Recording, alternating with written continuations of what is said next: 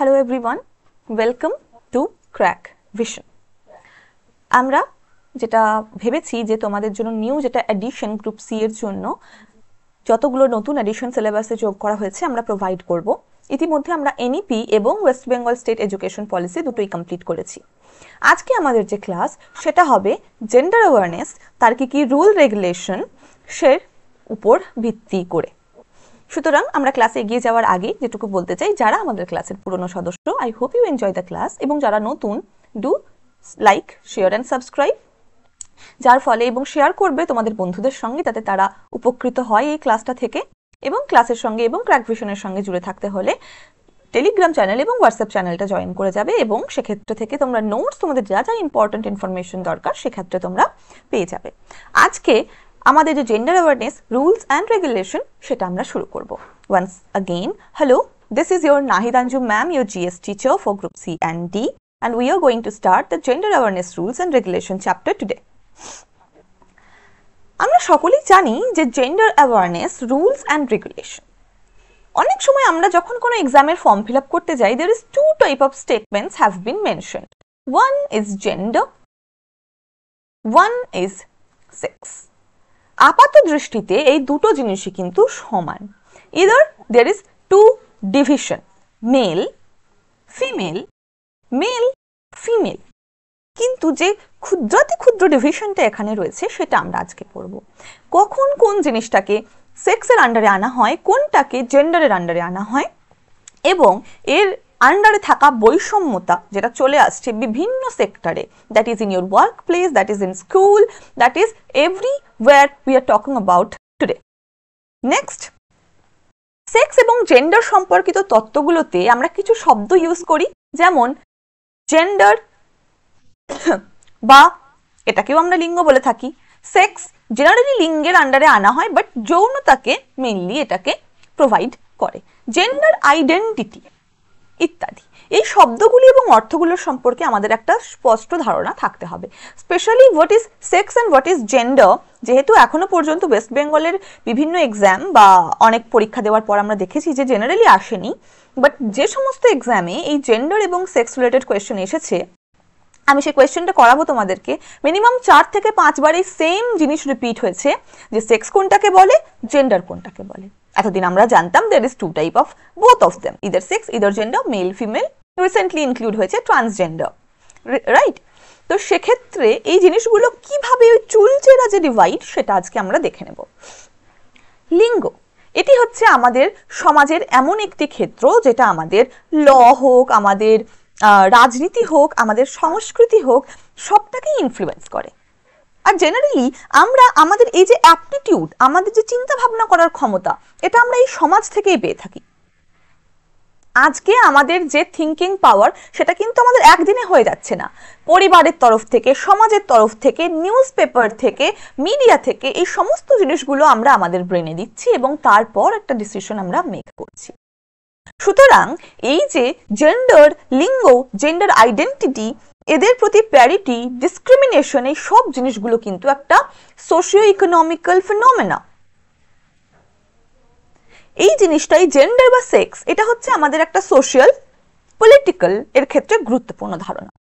গত 2 বছর আগে থেকে বিভিন্ন একটা টার্ম খুব নিউজে আসছিল, আমরা শুনে থাকবো LGBTQ, হোমোসেক্সুয়াল ম্যারেজ, ম্যারেজ ইনস্টিটিউশনটার বৈধতা, ছেলে মেয়ের ন্যাচারাল সম্পর্ক, ছেলে ছেলের ন্যাচারাল সম্পর্ক। এই জিনিসগুলো কিভাবে জুডিশিয়ারি দিক থেকে যেমন ইম্পর্টেন্ট, ইকোনমির দিক থেকে তেমন ইম্পর্টেন্ট, আবার একই সেন্সে রাজনৈতিক প্রেক্ষাপটেও তেমন ইম্পর্টেন্ট। চলো এবার আমরা এটার একটু গুহ্য ধারণা যেটা সেগুলো একটু বুঝে নিই। সেক্স বলতে আমরা কি বুঝি? পুরুষ ও মহিলাদের জৈবিক এবং শারীরবৃত্তীয় কার্যকলাপ। তার মানে একটা ভেরি সিম্পল কথা যেটা তোমরা এক ওয়ার্ডেই বুঝে যাবে, দ্যাট ইজ বায়োলজিক্যাল।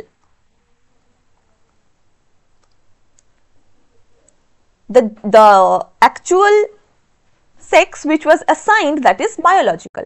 আমাকে অ্যাসাইন করা হয়েছে আমি একজন ফিমেল, আমার ভাইকে অ্যাসাইন করা হবে সে একজন মেল। তার শারীরিক গঠন, তার প্রজনন অঙ্গ, তার ক্রোমোজোমাল প্যাটার্ন, তার hormonal pattern, everything depends on their sex, যেটা হচ্ছে বায়োলজিক্যাল ভাবে সে অ্যাসাইন্ড হয়ে রয়েছে। ছেলে হলে তার XY ক্রোমোজোম, মেয়েদের XX chromosome. We have progesterone estrogen hormone, they have testosterone androgen hormone, right? So এই সমস্ত জিনিসগুলো বায়োলজিক্যালি অ্যাসাইন্ড হয়ে থাকে as a male as a ফিমেলের মধ্যে। দেন জেন্ডারটা কি? এটা হচ্ছে একটা সামাজিক নিয়ম, সামাজিক বৈশিষ্ট্য। অনেক সময় একটা মহিলা, তার মধ্যে মহিলাগত সমস্ত গুণ বর্তমান, কিন্তু সে তার আচরণগতভাবে সে একটু ছেলেদের মতো বলে সমাজ তাকে কি নাম দিচ্ছে? Tomboy. Replace the Tom and Jerry part, I mean fade it out, but the part boy, একজন মহিলাকে আমরা সেটা অ্যাসাইন করছি, আমরা সমাজ থেকে তার মধ্যে সেটাকে চাপিয়ে দিচ্ছি,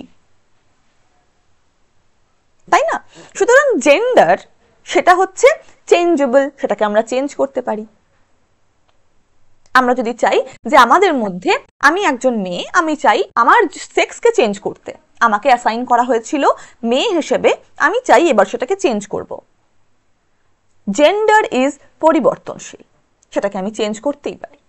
অনেকেই রয়েছে যাদের মধ্যে সেই অপোজিট সেক্সের যে সমস্ত বায়োলজিক্যাল ফিনোমেনা সেগুলো বেশি হয়ে যাওয়ার কারণে তারা তাদের অ্যাসাইন সেক্স থেকে আলাদা বিহেভ করে, সমাজ তাকে অন্যান্য নামে বলে। ছেলেরা যদি একটু মেয়েদের মতো প্যাম্পার থাকে, মেয়েদের মতো আচরণ করে, মেয়েলি, আর মেয়েদের ক্ষেত্রটা টমবয়। এইগুলো হচ্ছে জেন্ডার ডিসক্রিমিনেশন বা জেন্ডার বায়াসনেস। মানে মেয়ে হলেই ওরকম করবে আর ছেলে হলেই ওরকম করবে, এটা একটা আমাদের মিথ হয়ে গেছে। সেটা আমরা আরো এগিয়ে গিয়ে পড়ে যাব। তাহলে জেন্ডারের মধ্যে 5টি গুরুত্বপূর্ণ উপাদান কি কি? রিলেশন বা সম্পর্কগত, শ্রেণীবদ্ধ বা হায়ারার্কিয়াল, ঐতিহাসিক বা হিস্টোরিক্যাল, প্রাসঙ্গিক বা কনটেক্সচুয়াল, প্রাতিষ্ঠানিক বা ইনস্টিটিউশন। সুতরাং সেক্স কি? সেক্স হচ্ছে আমাদের বায়োলজিক্যাল চেঞ্জ। জেন্ডার কি? সোশিয়াল আমাদের ফিনোমেনা। সেক্সের মধ্যে আমাদের প্রজনন অঙ্গ, ক্রোমোজোম, হরমোন ইত্যাদি রয়েছে। জেন্ডারের মধ্যে সে কিভাবে রিলেশনে রয়েছে, তার হায়ারার্কি কি, তার হিস্টোরিক্যাল কনটেক্সট কি, তার ইনস্টিটিউশনাল কনটেক্সট কি, এগুলোকে দেখা হবে। সিটেট 2023-এর কোয়েশ্চেন, বিভিন্ন এক্সামে এটা 4 বার, সেন্ট্রালের বিভিন্ন এক্সামে আমার দেখা, আমি তো আর প্রচুর পরিমাণে এক্সাম হয়, তাদের শিফট হয়, আমার পক্ষে সম্ভব নয় সবগুলোকে খুঁটে খুঁটে দেখার, কিন্তু যেটা পড়ানো হবে বা কোনটা ইম্পর্টেন্ট, একটা কোয়েশ্চেনের আমরা ফ্রিকোয়েন্সি দেখেই বুঝে যাব এই কোয়েশ্চেনটা থেকে কোয়েশ্চেন পিক হতে পারে। আমি যে 7টা থেকে 8টা পেপার দেখেছি সেক্ষেত্রে 4 বার এই সেম কোয়েশ্চেন রিপিট হয়েছে। জেন্ডার, সেক্স, এই দুটো কি? আমরা সকলে এক্ষুনি পড়াশোনা করলাম। জেন্ডার একটি সোশ্যাল ফেনোমেনা, সেক্স একটি biological phenomena. So our option should be option 1 for this question. Gender is a social construct while sex is a biological construct. I hope there is no doubt. এই একটাই জিনিস sex এবং জেন্ডারের ক্ষেত্রে আমাদেরকে মাথায় রাখতে হবে। নেক্সট আমরা এগিয়ে যাই। এইটা হচ্ছে minimum difference. Sex is biological, gender is social. Sex আমাদের জন্মগত বৈশিষ্ট্য, আর সমাজ আমাদের যেটা দিয়েছে, সংস্কৃতি, তার প্রতি আমাদের যে ভূমিকা, সেটা জেন্ডার। সেক্সকে পরিবর্তন করা যায় না, পরিবর্তন করা যায় না বলবো না, মানে পরিবর্তনশীল যখন অ্যাসাইন্ড হই তখন থেকেই হয় না, কিন্তু এক্ষেত্রে এটা পরিবর্তনশীল। আমি অ্যাজ আ মেল, আমি as a female, someone as a male, তারা সেখান থেকে ফ্রম দ্য মাদার্স ওম্ব যদি একটা সেক্স তাদেরকে অ্যাসাইন করা হয়, তারা সেখান থেকে আর চেঞ্জ হতে পারবে না। কিন্তু জেন্ডারের ক্ষেত্রে তুমি সেই মেলই হও আর ফিমেলই হও, ইউ ক্যান চেঞ্জ ইয়োরসেলফ তোমাদের ইচ্ছা অনুযায়ী। যেমন সেক্সের ক্ষেত্রে উদাহরণ মেল ফিমেল, জেন্ডারের ক্ষেত্রে উদাহরণ ম্যাসকুলাইন, ফেমিনাইন, ট্রান্সজেন্ডার রোলস। এটা সমাজে তাদের কি ভূমিকা তার উপরে নির্ভর করে জেন্ডারের কার্যকলাপ। আর মায়ের পেটে আমাদের যখন ক্রোমোজোম ফর্ম হয়, সেই ক্রোমোজোম সেই হরমোনাল অ্যাক্টিভিটি গুলো কিসে থাকে সেটা নির্ধারণ করে আমাদের sex, either we are male, either we are female. Am I right? I hope it is clear to all of you now. Next, লিঙ্গ বৈষম্য, gender discrimination, most important thing. Gender discrimination আমরা যে কোনো সিস্টেমে, either that is in developed nation, either আমাদের ইন্ডিয়ার মতো developing nation, সব জায়গায় এই জেন্ডার ডিসক্রিমিনেশনটা কিন্তু দেখা যায়। তার মধ্যে ইম্পর্টেন্ট থিং কি? শিক্ষা, কর্মসংস্থান, মজুরি বৈষম্য, স্বাস্থ্যসেবা, সম্পত্তির অধিকার, বাল্যবিবাহ, গার্হস্থ্য হিংসা, সেক্সুয়াল এক্সপ্লয়টেশন, যৌন হয়রানি এবং সিদ্ধান্ত গ্রহণে অংশগ্রহণ কম। আমি একদিন যখন পলিটি পড়াচ্ছিলাম তোমাদের পলিটি ব্যাচে, ডিপিএসপি পড়াচ্ছিলাম, I hope you guys have remember. সেক্ষেত্রে আমরা অনেক জিনিস পড়েছিলাম যে শিক্ষা কখন পেতে হবে, কর্মসংস্থানে কিভাবে ডিসক্রিমিনেশন করা যাবে না, ফান্ডামেন্টাল ডিউটিজেরও একটা পার্ট, সরি রাইটসেরও একটা part, equal pay for equal remuneration, DPSP article 16, DPSP article 38। কি বলা আছে? ডিপিএসপিতে বলা আছে যেভাবে কাজটা হবে, সে ছেলে করুক মেয়ে করুক, বেতন সমান। Fundamental rights article 16, equal opportunity towards job, ছেলে হোক মেয়ে হোক, যদি তার সেই যোগ্যতাটা থাকে সেই জবের ক্ষেত্রে অ্যাপ্লাই করার, দেন দেয়ার ইজ নো ডিসক্রিমিনেশন।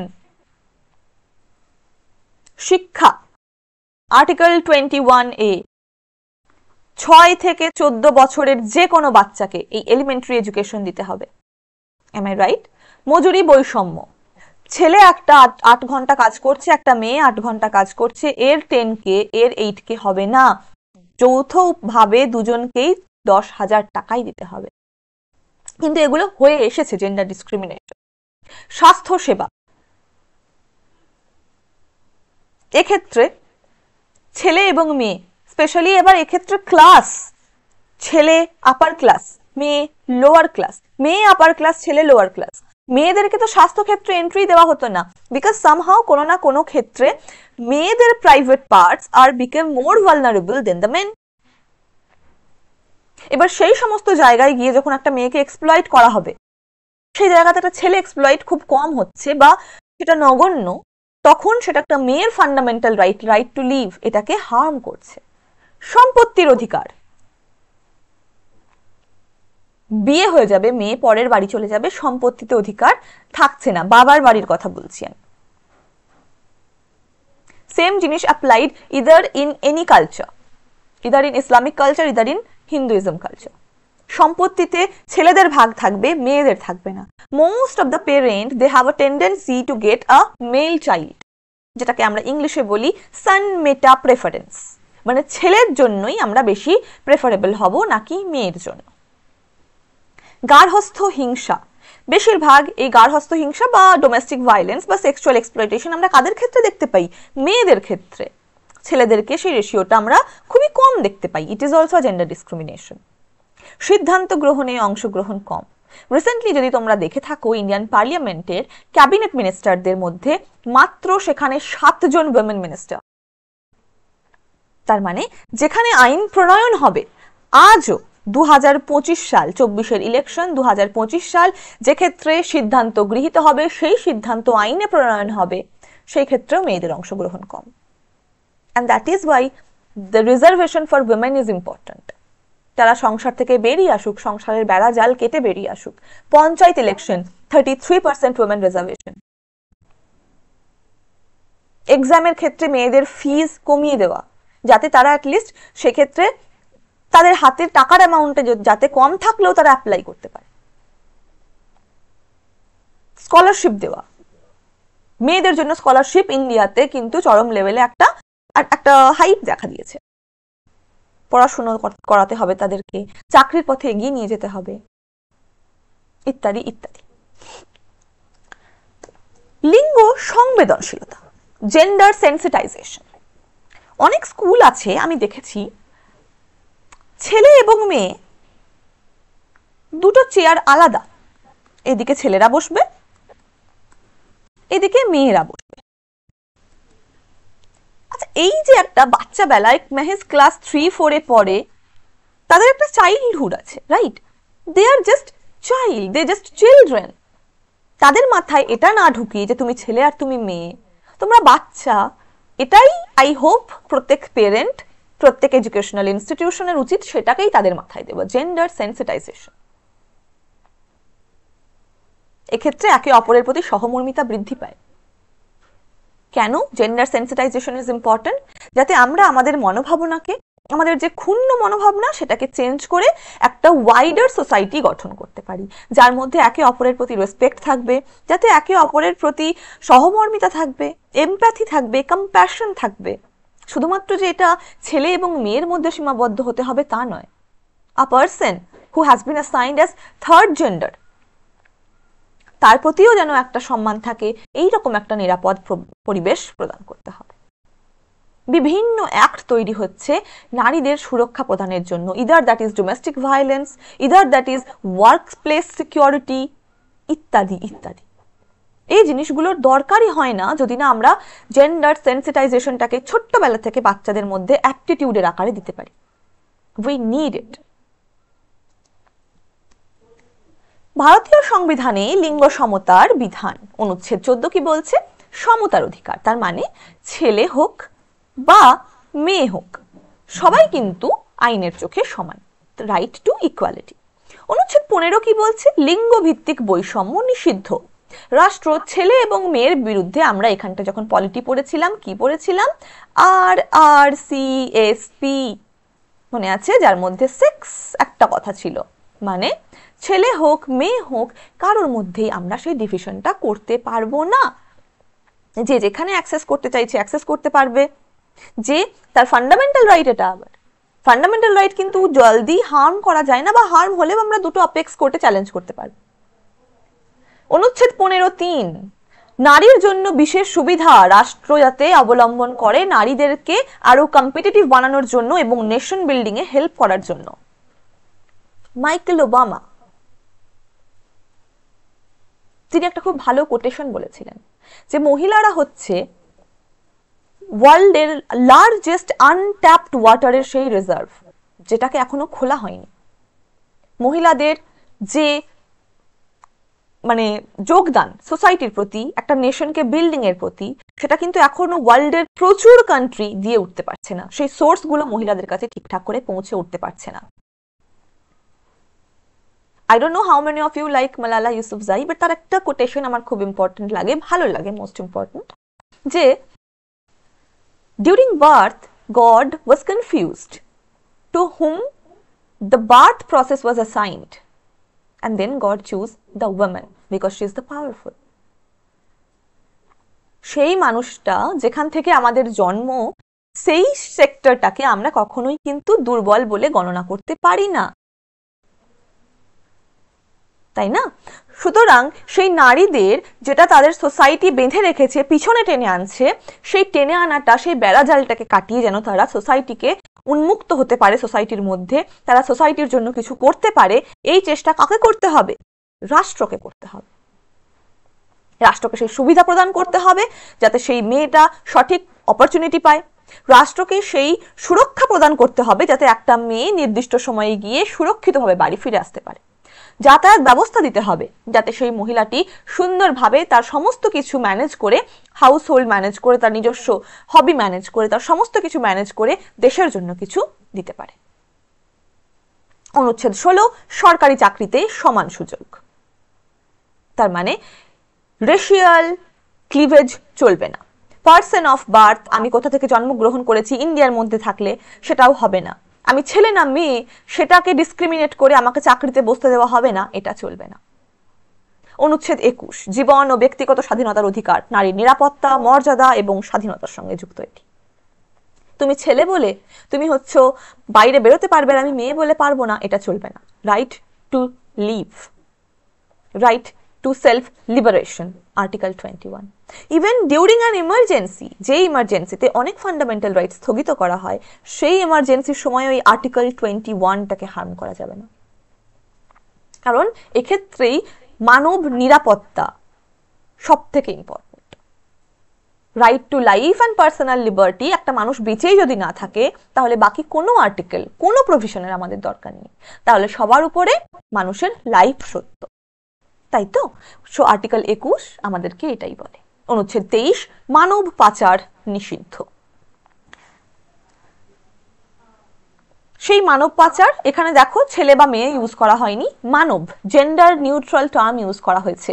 এবার এই মানবের মধ্যে দুজনই থাকবে, ছেলেও যেমন থাকবে মেয়েও তেমন থাকবে, রাইট? সুতরাং মানব, এটা হচ্ছে gender neutral term, we are human, gender neutral term, right? Next অনুচ্ছেদ, যাই হোক এটা তো আমরা রিপিট করলাম এক্ষুনি। ডিপিএসপি শুধু কি ফান্ডামেন্টাল রাইটে বলা রয়েছে? ডিপিএসপি তে বলা নেই? ইয়েস, 39A সমান রোজগারের অধিকার, 39D সমান মজুরি, 42 মাতৃত্বকালীন সুবিধা। একটা মেয়ে, তাকে ওই 9 থেকে 10টা মাস তার যে জীবনের নির্যাস সেটা দিয়ে মেনটেন করতে হচ্ছে আর একটা প্রাণকে। একটা গাছ আমরা ধরে নিই, সে একটা ফ্রুট বিয়ারিং যদি গাছ হয়, সে সেই বছরে ফল দেওয়ার পরে কিন্তু সে উইক হয়ে পড়ে। তারপরে যারা ট্রি প্ল্যান্টেশন, যারা প্ল্যান্টেশনের সঙ্গে যুক্ত বা বটানিস্ট বা নার্সারির সঙ্গে যুক্ত, they know how to culture them. তারপরে সেক্ষেত্রে বিভিন্ন নিউট্রিশন প্রদান করা সব দিতে হয় সেই গাছটাকে, যাতে পরের বছর সে আবার ফ্রুট বিয়ারিং হতে পারে, ফ্রুটফুল হতে পারে। তো একটা গাছকে যদি এতটা সেবা করা যায়, তাহলে একটা মানুষ যার মধ্য দিয়ে একটা নতুন প্রাণ সৃষ্টি হচ্ছে, যাকে নিজের মধ্যে ক্যারি করতে হচ্ছে, তার জন্য কতটা করা দরকার এই সোসাইটির, এই রাষ্ট্রের, তার ফ্যামিলির। মাতৃত্বকালীন সুবিধা দেওয়া হয় যারা চাকরিতে যুক্ত। আগে ছিল 12 সপ্তাহ, এখন অ্যামেন্ডমেন্ট 2017 সালের অ্যামেন্ডমেন্টের মাধ্যমে, ম্যাটারনিটি বেনিফিট অ্যামেন্ডমেন্ট অ্যাক্ট 2017 এর মাধ্যমে সেটা বাড়িয়ে 26 উইক করা হয়েছে। তাহলে আগে কত উইক ছিল? 12 উইক। এখন কত উইক করা হয়েছে? 26 উইক। একটার নাম কি? Maternity benefit act 1963। কত সালে অ্যামেন্ড হয়েছে? 2017 সালে। মৌলিক কর্তব্য, নারী সমাজের মর্যাদা রক্ষা নাগরিকের মৌলিক কর্তব্য, এবং প্রত্যেকের উচিত সেই নারীর মর্যাদা যেন হানি না হয়। No practices shall be allowed to the practice which is derogatory to a woman's respect. এটা ফান্ডামেন্টাল ডিউটিসে বলা রয়েছে। কত number article? 51A E। Fundamental duties কত সালে আমাদের সঙ্গে যুক্ত হয়েছে? 76তম সংবিধান সংশোধনী আইনের সাথে, সরি 42nd অ্যামেন্ডমেন্টের সঙ্গে 1976 সালে। Am I right? নেক্সট, এবার আমরা দেখে নিই ভারতের নারী সুরক্ষার আইন কি কি রয়েছে। Domestic violence act 2005, dowry prohibition act 1961। আমরা এখনো দেখি অনেক সোসাইটিতে শুধুমাত্র ডাউরি দেওয়া হচ্ছে না বলে মেয়েদের উপর ডোমেস্টিক ভায়োলেন্স। তাহলে প্রশ্ন হচ্ছে, ম্যাম এত তো অ্যাক্ট রয়েছে, ইনফ্যাক্ট দিস অ্যাক্ট ইজ 1961, কত সালের আগে তৈরি এই অ্যাক্টটা, তাও কেন? তার কারণ শিক্ষার দিক থেকে কম মেয়েরা। আমরা বলি এত মেয়ে শিক্ষিত হচ্ছে, তাও এই যে এত মেয়ে শিক্ষিতর হারটা আমরা দেখতে পাচ্ছি, still they belong to at least some kind of financial contribution, যে ক্ষেত্রে তারা একটা ভালো পরিবেশ পাবে। ডাউরি, ডোমেস্টিক ভায়োলেন্স, এগুলো এখনো সোসাইটিতে বিদ্যমান। Sexual harassment of women at work place, POSH act, কর্মক্ষেত্রে যৌন হয়রানি প্রতিরোধ অভিযোগ কমিটি গঠন বাধ্যতামূলক। বিশাখা গাইডলাইন্স তোমরা হয়তো অনেকে শুনেছো, এটাও একটা পার্ট। বিশাখা গাইডলাইন্স কেন? ওয়ার্ক প্লেসে যাতে সেক্সুয়াল হ্যারাস না হতে হয় সেজন্য বিশাখা গাইডলাইন্সের ফলো করা আছে।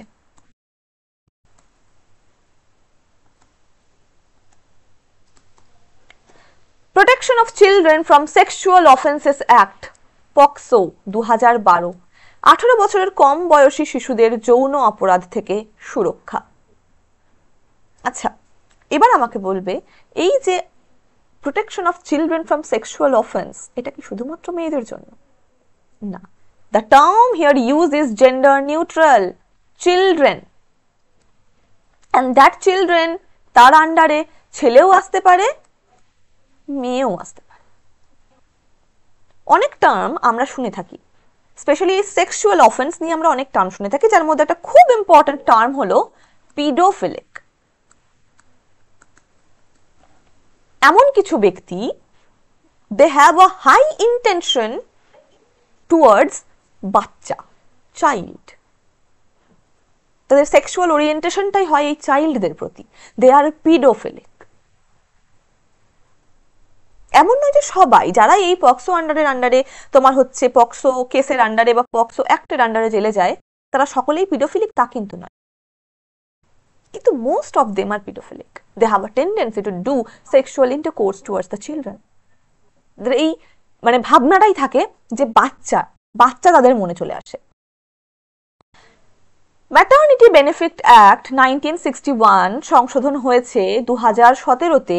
মাতৃত্বকালীন ছুটি বাড়িয়ে 12 সপ্তাহ থেকে 26 সপ্তাহ করা হয়েছে। ইকুয়াল রেমিনারেশন অ্যাক্ট 1976, সমান কাজের জন্য নারী পুরুষের সমান মজুরি বিদ্যমান। চাইল্ড ম্যারেজ প্রহিবিশন অ্যাক্ট 2006, মেয়েদের জন্য 18 বছর বয়সের নিচে বিয়ে দেওয়া যাবে না, ছেলেদের জন্য বয়স 21। রিসেন্টলি এই মেয়েদের বয়সও বাড়ানো হচ্ছে সারদা অ্যাক্টের আন্ডারে।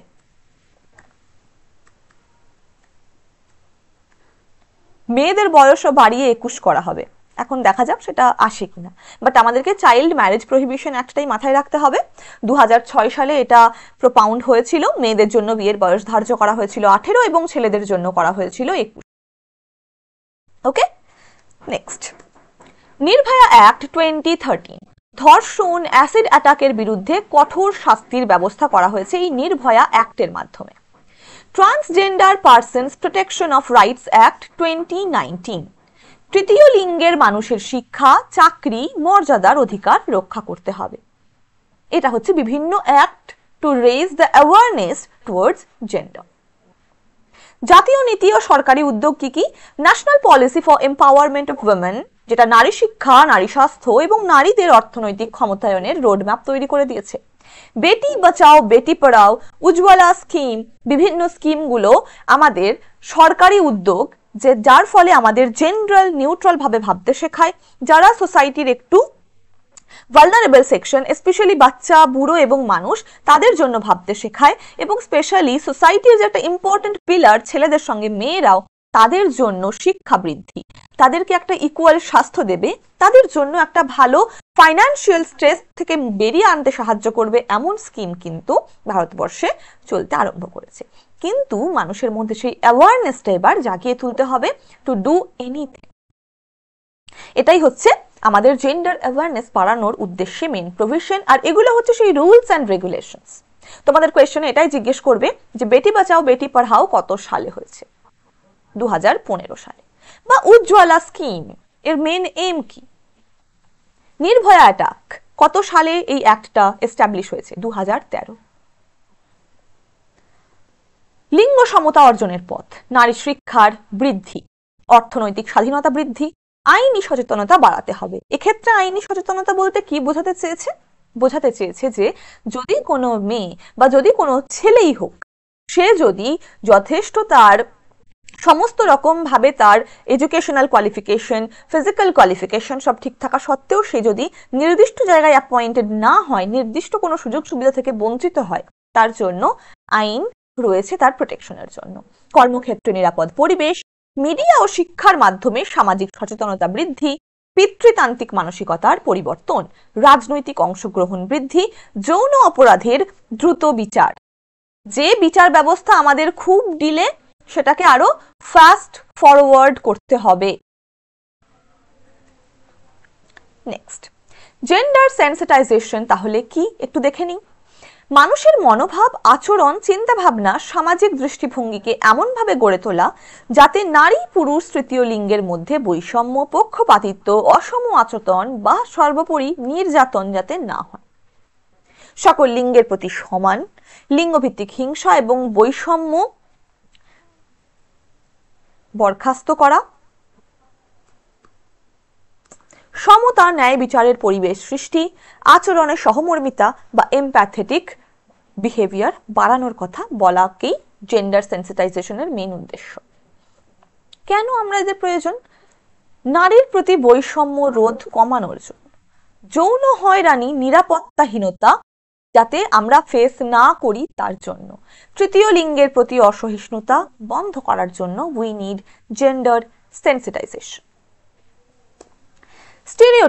স্টেরিওটাইপ কি? এগুলো ইম্পর্টেন্ট, সব থেকে ইম্পর্টেন্ট হচ্ছে আমাদের জীবনে যে আমরা একটা মিথ ভেবে নিয়েছি, মেয়ে মানে কাঁদবে না, মানে কাঁদবে, ছেলে মানে কাঁদবে না। মেয়েদের কাজই রান্না করা, অথচ আমাদের ভারতবর্ষের গ্রেটেস্ট শেফ, আমি যে দুজনকে চিনি অ্যাটলিস্ট, দে আর মেন। মেয়েরা ম্যাথে ভালো হয় না, অথচ Shakuntala Devi was known as the human computer.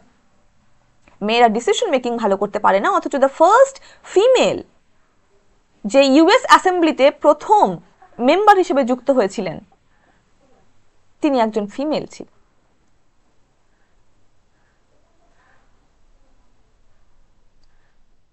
নারীরা শুধু রান্না করতে পারে, ডিসিশন মেকিং করতে পারে না। এই যে সারদা অ্যাক্ট, একটু আগে যেটা বললাম, she was a very famous lawyer. Decision making করার জন্য তোমাকে সেই পোস্টে যেতে হবে। ফাতিমা বিবি, তামিলনাড়ু হাইকোর্টের ফার্স্ট ফিমেল জাজ, and she was today still her legacy continued. Still তাকে সেখানকার মানুষজন, হাইকোর্টের লোকজন ভালোবাসে।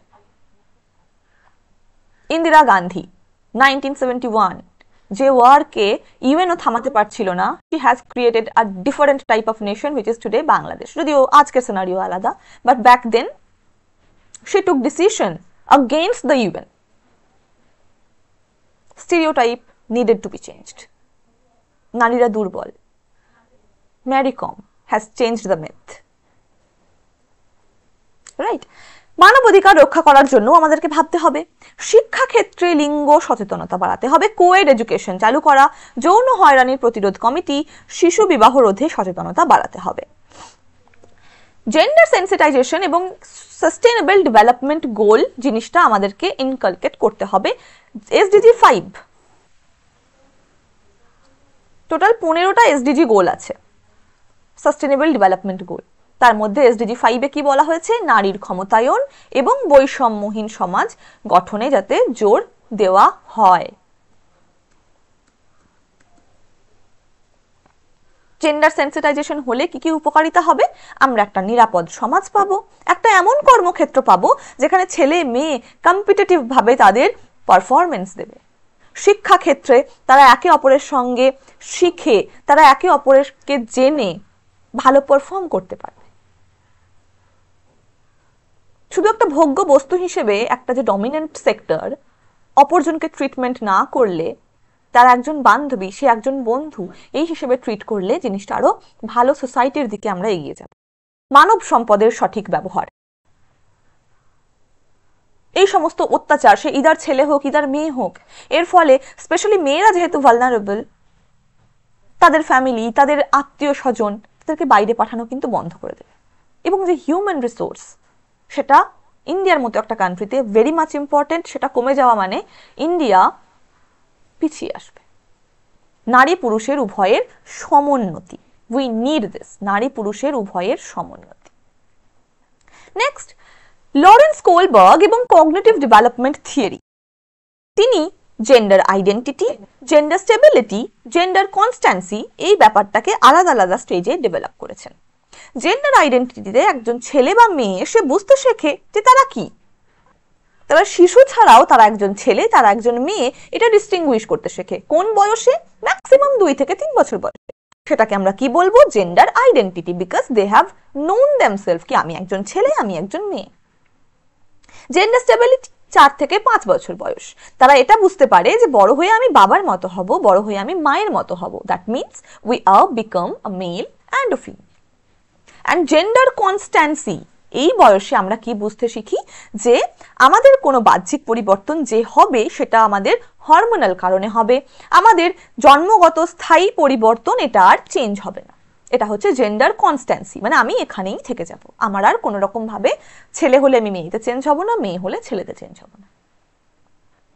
এবার তার মানে কি এই যে কারোর এই মনোভাবটা হয় না যে আমি নিজেকে চেঞ্জ করব না? That is because this is gender, not sex.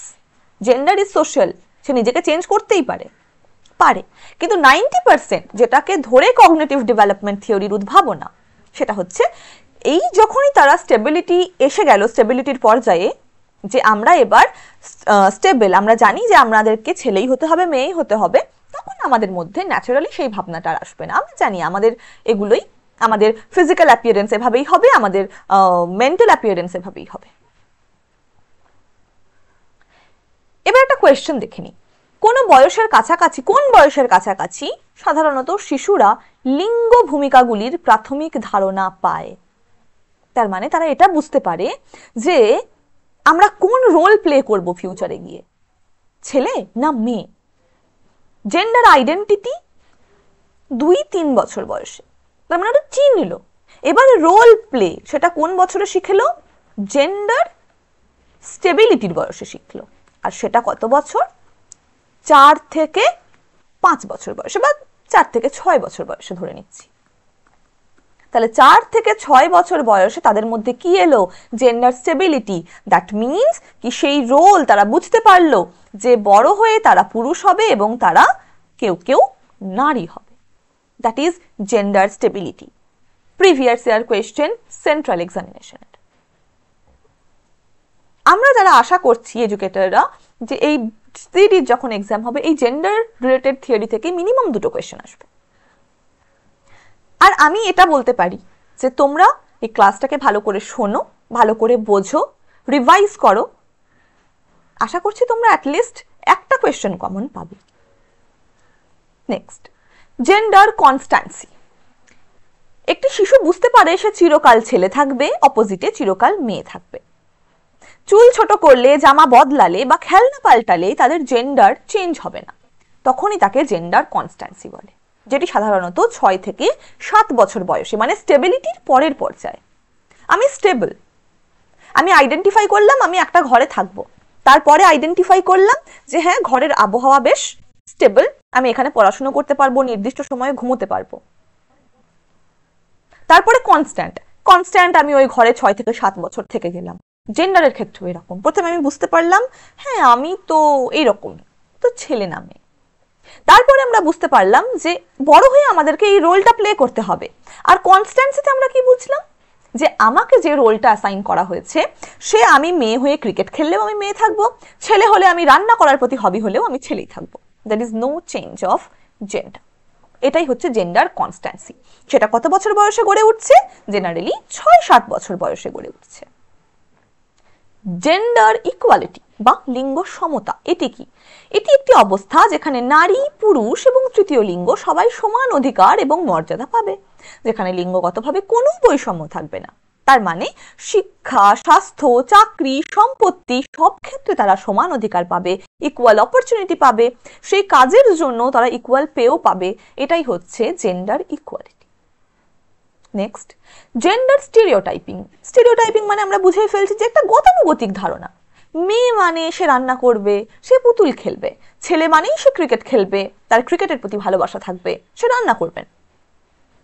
মেয়েদের সম্পর্কে স্টিরিওটাইপ কি?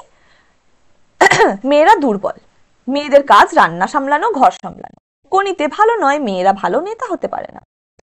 ছেলেদের সম্পর্কে স্টিরিওটাইপ, ছেলেরা কাঁদে না, তারা সবসময় শক্তিশালী, ছেলেদের গৃহকাজ করা মানায় না। তৃতীয় লিঙ্গ সম্পর্কে স্টিরিওটাইপ, তৃতীয় লিঙ্গ শুধু ভিক্ষা বা নাচ গানে যুক্ত, তারা সমাজে কোনো অবদান রাখবে না। এই ধারণাই অ্যাকচুয়ালি আমাদের মধ্যে যখন ইনক্লুড করে দেওয়া হয়, তখন আমরা বাচ্চাবেলায় অ্যাকচুয়ালি আমাদের brain like this white paper, এর মধ্যে আমাদেরকে যে যা প্রোভাইড করবে আমরা ঠিক সেই অনুযায়ী বিহেভ করব। আমার বয়স 4 বছর, আমি কিন্তু কাউকে মিসবিহেভ ট্রিটমেন্ট করব না যতক্ষণ আমি সেটা শিখবো ইদার দেখে, আর না হয় আমাকে শোনানো হবে।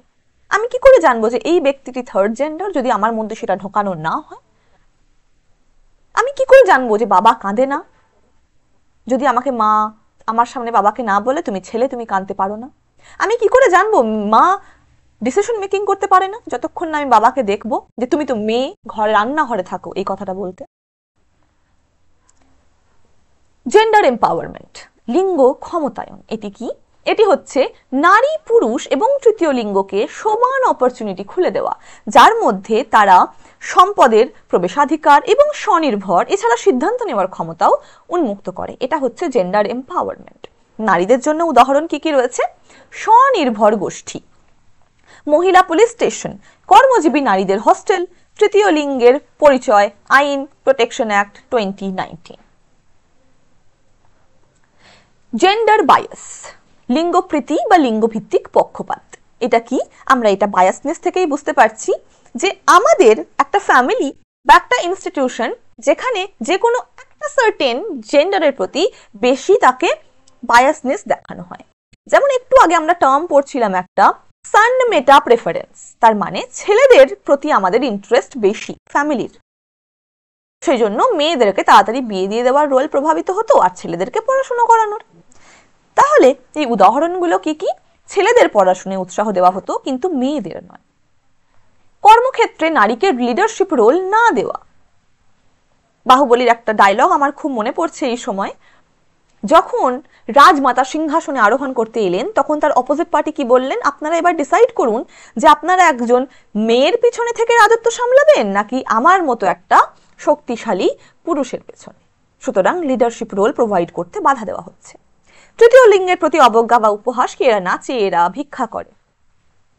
একই কাজে নারীর কম বেতন দেওয়া, এটাও কিন্তু একটা জেন্ডার বায়াস। ম্যাডাম, এখানে বেশিরভাগ বায়াসনেসটা কিন্তু মেয়েদের সঙ্গে, ছেলেদের সঙ্গে কি কোনো বায়াস হয় না? অ্যাকচুয়ালি আমাদের সোসাইটি হচ্ছে পিতৃতান্ত্রিক, তাই বেশিরভাগ যে জিনিস আমরা 80% জিনিস দেখবো ছেলেদের ফেভারে, সেই জন্যই কিন্তু মেয়েদের জন্য বেশিরভাগ আইন আনা। তাহলে ম্যাম ছেলেরা কি এক্সপ্লয়েট হয় না? হয়। রিসেন্ট আমরা 2025-এ দেখলাম কিভাবে এক্সপ্লয়েট হচ্ছে ছেলেরা, কিন্তু সেই সংখ্যাটা মেয়েদের তুলনায় অনেক কম, তাই জন্যই মেয়েদের প্রোটেকশনের জন্য এত কিছু। Next, gender parity. Gender parity বলতে বোঝানো হয় সমান সংখ্যায় সমান সুযোগে এবং সমান অংশগ্রহণে সবারই উপস্থিতি, নারী হোক, পুরুষ হোক বা থার্ড জেন্ডার হোক, বিশেষ করে চাকরি, শিক্ষা এবং রাজনৈতিক প্রতিনিধিত্ব। যেমন স্কুলে এনরোলমেন্টের দিক থেকে ছেলে এবং মেয়ের রেশিওকে সমান করা, নির্বাচনে পুরুষ নারীর সংখ্যাগত সমতা, কর্মক্ষেত্রে সমান প্রতিনিধিত্ব। নেক্সট কোয়েশ্চেন, একটি খেলার কার্যকলাপের সময় আঘাত পাওয়ার পর রোহন কাঁদতে শুরু করল। এটি দেখে তার বাবা কি বললেন? রোহন, মেয়েদের মতো আচরণ করো না, ছেলেরা কাঁদে না। এটা কোন ধরনের আচার অনুষ্ঠান? বাবার এই উক্তিটি কি শো করায়? লিঙ্গ বৈষম্য একে প্রতিফলিত করছে না একে চ্যালেঞ্জ করছে? এটি কি লিঙ্গ বৈষম্য কমাচ্ছে নাকি লিঙ্গ সমতাকে, জেন্ডার ইকুয়ালিটিকে প্রমোট করছে? একটু আগে আমরা কি পড়লাম? লিঙ্গ বৈষম্যকে প্রতিফলিত করছে, তাই না? তার মানে একটা স্টিরিওটাইপকে বিল্ড করছে যে মেয়ে হলে কাঁদবে, রোহান ছেলে তাই সে কাঁদবে না। So the correct option is option 1, লিঙ্গ বৈষম্যকে প্রতিফলিত করছে। এক্ষেত্রে ছেলে মানে সে কাঁদতে পারবে না, আর যদি মেয়ে হতো তাহলেই সে কাঁদত। নেক্সট, ছেলেরা সর্বদা বিজ্ঞানে ভালো এবং মেয়েরা সর্বদা সঙ্গীতে। এই বিবৃতিটি কি প্রতিফলিত করছে? লিঙ্গ সমতা নাকি জেন্ডার প্যারিটি নাকি লিঙ্গ পরিচয় নাকি লিঙ্গ stereotype? The correct option is লিঙ্গ স্টেরিওটাইপ, জেন্ডার স্টেরিওটাইপ। এটা আমাদের মাথায় ঢুকে আছে। সে মেয়ে মানে তাকে এই সমস্ত কার্যকলাপ করতে হবে, সে ছেলে মানে সে ওই সমস্ত কার্যকলাপ করবে। I hope you get the point. Correct answer option 4. Next, during a question answer session, a teacher is giving more opportunities to boys for asking their doubts and questions that directly represent. একটি প্রশ্ন উত্তর অধিবেশন চলাকালীন একজন শিক্ষক কেবলমাত্র ছেলেদের তাদের কোয়েশ্চেন জিজ্ঞেস করার সুযোগ দিচ্ছেন কিন্তু মেয়েদের দিচ্ছেন না। এটি কি রিফ্লেক্ট করছে? এটি রিফ্লেক্ট করছে জেন্ডার বায়াস। জেন্ডার এম্পাওয়ারমেন্ট হলে, জেন্ডার ইকুয়ালিটি হলে বা জেন্ডার প্যারিটি হলে দুজনকেই সমান সুবিধা দেওয়া হতো যে ঠিক আছে এবার তোমরা তোমাদের কোনো কোয়েশ্চেন অ্যারাইজ করো, কিন্তু শুধুমাত্র ছেলেকে করা হচ্ছে মানে আমরা পক্ষপাতিত্ব করছি, জেন্ডার বায়াস করছি। বুঝতে পারলাম? নেক্সট, ছেলেদের জন্য নীল পোশাক এবং মেয়েদের জন্য গোলাপি রঙের পোশাক কি প্রচার করে? Gender stereotyping. দেখেছো স্টিরিওটাইপিংটা কেমন ইম্পর্টেন্ট? ঠিক যেমন সোশিয়াল আর বায়োলজিক্যালের ক্ষেত্রে সেক্স এবং জেন্ডার ইম্পর্টেন্ট, অন্যান্য ক্ষেত্রে এই gender stereotyping is very very important. মানে আমরা যে মিথগুলো আমাদের মাথায় পুষে রেখেছি সেটাই হচ্ছে gender stereotype. I hope you get this point. নিম্নলিখিত বিবৃতিগুলির মধ্যে কোনটি লিঙ্গের স্টেরিওটাইপকে উত্থাপন করে? মেয়েরা শিক্ষাবিদ্যায় ছেলেদের মতোই সক্ষম, এটা তো স্টেরিওটাইপ নয়, এটা তো লিবারাল চিন্তা ভাবনা। মেয়েরা সবসময় ভালো আচরণ করে, কোমল এবং আবেগপ্রবণ, ঠিক আছে ধরে নিলাম। ছেলে এবং মেয়ে উভয়ই খেলাধুলোয় ভালো পারফর্ম করার সক্ষমতা রাখে, এটাও উদার চিন্তা ভাবনা, স্টেরিওটাইপ নয়। মেয়েরা ছেলেদের মতোই শিক্ষা এবং পরিবার উভয়ই পরিচালনা করে, এটাও সঠিক শিক্ষা, স্টেরিওটাইপ নয়। তাহলে আমাদের কাছে বাকি থাকলো কোনটা? অপশন 2, মেয়েরা সবসময় ভালো আচরণ করবে, তারা কোমল হবে, তারা আবেগপ্রবণ হবে। কিন্তু অনেক মেয়ে তারা অনেক কিছু দেখেছে, সেজন্য সবাইকে বিশ্বাস করতে পারে না, এটা তাদের অ্যাকোয়ায়ার্ড। আবার অনেক মেয়ে হয় যারা ভালো আচরণ করে না, তাদের মধ্যে একটা খারাপ আচরণই তাদের বিদ্যমান, তারা জানে না যে এটা খারাপ, তারা জানে এটাই তাদের ন্যাচারাল। তারা কোমল নয়, দে আর রাফ। তারা আবেগপ্রবণ নয়, দে আর ফাইটার্স। তারা জানে যে এই মুহূর্তে যদি আমি আবেগপ্রবণ হয়ে পড়ি ডিসিশন গ্রহণ করতে পারবো না। সুতরাং this is the stereotype. Otherwise বাকি সব একটা মহানুভবতার পরিচয় সোসাইটির, সেই সোসাইটিতে থাকা মানুষজনদের। একজন শিক্ষক কিভাবে শিক্ষার্থীদের মধ্যে বিদ্যমান লিঙ্গ ধ্যান ধারণার সাথে মোকাবিলা করবেন? স্টেরিওটাইপকে কিভাবে চেঞ্জ করবেন তিনি? শিক্ষার্থীদের মধ্যে লিঙ্গ নির্দিষ্ট ভূমিকা প্রচার করে, বাস্তব জীবনের উদাহরণগুলির উপস্থাপন করে, শিক্ষার্থীদের একই লিঙ্গ ভিত্তিক গ্রুপিং অনুসরণ করিয়ে, নাকি শ্রেণীকক্ষে লিঙ্গ সম্পর্কিত বিষয়গুলো এড়িয়ে চলে। উপরের এই তিনটে অপশন, অপশন 1, 2, 3, এই তিনটেতেই কিন্তু মোকাবিলা করা যাবে। তার মানে আমি প্রমোট করছি gender typical role among student. বাস্তব জীবনের উদাহরণগুলি আমি উপস্থাপন করছি যেগুলো আমরা কাউন্টার করব স্টেরিওটাইপকে। দেখো, not only Virat Kohli but look at Harmanpreet Kaur, তারাও ভারতের মেয়ে, শুধুমাত্র ছেলেদের টিম ভারতকে ওয়ার্ল্ড কাপ এনে দিতে পারে না, মেয়েদের টিমও পারে। Avoid discussions around the gender issue. আমরা যদি ডিসকাশন না করি তাহলে আমরা জানবো কি করে যে আমরা কোনটা ফেস করছি, কোনটা খারাপ? শ্রেণীকক্ষে লিঙ্গ সম্পর্কিত বিষয়গুলিকে এড়িয়ে চলা যাবে না। Practice same gender based grouping of student. একটা ক্লাস আছে যেখানে ছেলে মেয়ে উভয়ই রয়েছে, কিন্তু আমরা হয় শুধুমাত্র ছেলেদেরকে নিয়ে আলোচনা করছি, নয় শুধুমাত্র মেয়েদেরকে নিয়ে। তাহলে কি একটা জেন্ডার স্টেরিওটাইপকে বা জেন্ডার যে ডিসপ্যারিটি, ডিসক্রিমিনেশন, সেটাকে আমরা থামাতে পারবো? পারবো না। শিক্ষার্থীদের মধ্যে লিঙ্গ নির্দেশক ভূমিকা পরিচালিত করে, তার মানে ছেলে মানে তুমি আজকে হচ্ছে যাবে বাইরে থেকে জল ভরে আনতে, আর মেয়ে মানে তুমি এই ক্লাসরুমটা পরিষ্কার করবে। এটা কি মোকাবিলা করা যায়? সেই তো জেন্ডার ডিসক্রিমিনেশন ঢুকিয়ে দিচ্ছে, স্টেরিওটাইপ ঢুকিয়ে দিচ্ছে যে ছেলে মানে বাইরের কাজ করবে, মেয়ে মানে ঘরের কাজ করবে। এটাও হবে না। তাহলে আমাদের কাছে অপশন কোনটা থাকলো? অপশন থাকলো অপশন 2, বাস্তব জীবনের উদাহরণগুলো দেওয়া হলো যে দেখো উইমেন টিম ওয়ার্ল্ড কাপ এনেছে, শুধুমাত্র ছেলেরা নয়। Remember the dialogue of Dangal, সোনা তো সোনাই হয়, সে ছেলে আনুক কি মেয়ে। সুতরাং there is nothing called gender discrimination, gender stereotype. Promote করতে হবে আমাদেরকে gender equality. Thank you guys for having your patience with me. I hope you enjoyed the class. পড়াশোনা করতে হবে, এগিয়ে যেতে হবে। যে নতুন সিলেবাসগুলো আপডেট হয়েছে আমি আবারও বলছি সব তোমাদেরকে দেওয়া হবে এই ক্লাসের মধ্যে। ক্র্যাক ভিশনের সঙ্গে যুক্ত থাকো, যারা নতুন সাবস্ক্রাইব করো চ্যানেলটাকে। আর ক্লাস সম্পর্কিত এই ক্লাস নোটসগুলো পেতে হলে জয়েন করো ক্র্যাক ভিশনের অফিসিয়াল টেলিগ্রাম এবং WhatsApp channel. I hope you enjoyed. Bye bye and enjoy your day.